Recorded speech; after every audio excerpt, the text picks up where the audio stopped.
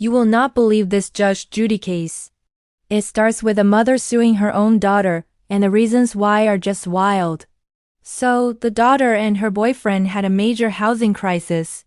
Their furnace broke, their pipes burst in the middle of winter, and their home became completely unlivable. Naturally, they called the only person they thought could help, the daughter's mom. The daughter asked if she, her boyfriend, and their 2 dogs could stay with her mom, Miss Boss, just for a little while until they got back on their feet. The mom agreed, saying she was worried about her daughter living in a house with no heat and frozen pipes. It sounds like a heartwarming story of a mother helping her child in a time of need, right? Well, that's where things take a sharp turn. The daughter, her boyfriend, and the dogs moved in, and according to the mom, it was a total nightmare from day one. She claims they were constantly fighting, made a huge mess, and even damaged her property. After 8 long months of this, she finally had enough and kicked them out. Now, she's in court suing them not just for the alleged damages, but also for harassment. She says their constant fighting made her miserable. Judge Judy, in her classic style, immediately shut down the harassment part of the claim. She explained you can't sue your own kids for being aggravating because, and I quote, they were put on earth to aggravate their parents. That's part of their manifesto. Everyone in the courtroom had a good laugh at that, but the judge was serious. You can't get money just because your adult kids got on your nerves. However, she was very interested in the property damage claims. This is where the evidence comes out, and it's a mess, literally. The mom starts showing pictures of the alleged damage. The first thing she points out is a picture of her backyard, which she claims is a disaster zone left by the couple. She presents a photo of a pile of junk, trash, and debris, saying it was so bad she could have been fined by the city's code enforcement. She even points out a marijuana pipe they supposedly left in her bathroom. But when Judge Judy asks the daughter and boyfriend about this pile of junk, their story is completely different. They claim a lot of that junk was already there when they moved in. Judge Judy is skeptical. She asks them how they even moved their belongings from their old place. The boyfriend says they used his small Chevy's 10 pickup truck. The judge is baffled, basically asking how they could have possibly transported that much junk in such a small truck. The couple doubles down, insisting the mess wasn't theirs. The mom isn't done.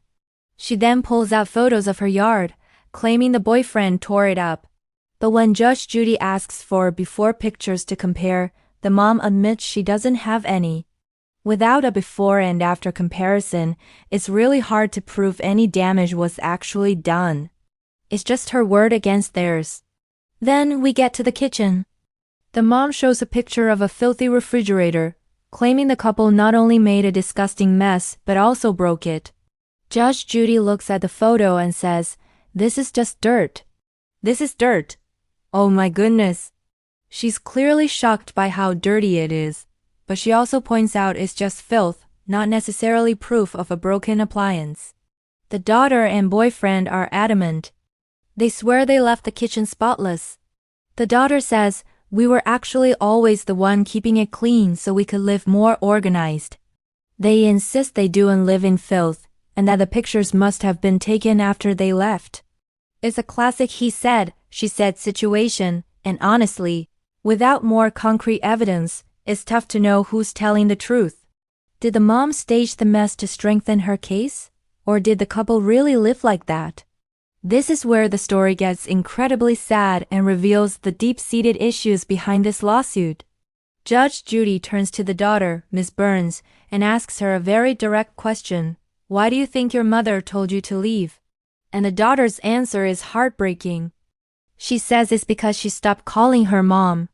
She explains that her mother doesn't act like a mom. She describes her as mean, hurtful, and says she seems to enjoy embarrassing her and talking badly about her to anyone who will listen. The daughter thought moving in would be a chance to reconnect and finally have the mother-daughter relationship she always wanted. She said, "I thought I'd have a mom again, and I want a mom. I've always wanted a mom and a family." She claims she did everything she could, cleaning up after her mom's son, and his family who apparently also lived there. She cooked, she cleaned, but the emotional dynamic never changed. The final straw, she believes, was when she stopped using the word mom to refer to her mother. And that's when things got really bad, leading to her being kicked out. So what started as a lawsuit over a messy house turns into a story about a broken family and a daughter's desperate desire for a mother's love. It seems the real damage wasn't to the property, but to the relationship. The daughter and her boyfriend have since moved out and are now living in another trailer. Once again without heat or plumbing, which they are working to fix. They essentially ended up in the same difficult situation they were in before, but now with a lawsuit and a completely fractured relationship with their family. Judge Judy has to sift through all this emotional baggage to get to the facts of the case. The mother wants money for the mess and the alleged damage. But the daughter as testimony paints a picture of a relationship that was toxic long before they moved in. It raises the question, was this lawsuit really about a dirty refrigerator and a messy yard? Or was it the mother's way of punishing her daughter for not meeting her expectations? It adds a powerful reminder that what happens in the courtroom is often just the tip of the iceberg, with years of complicated family history hidden beneath the surface. Thanks for watching. Let me know in the comments what you think about this case, and don't forget to follow for more.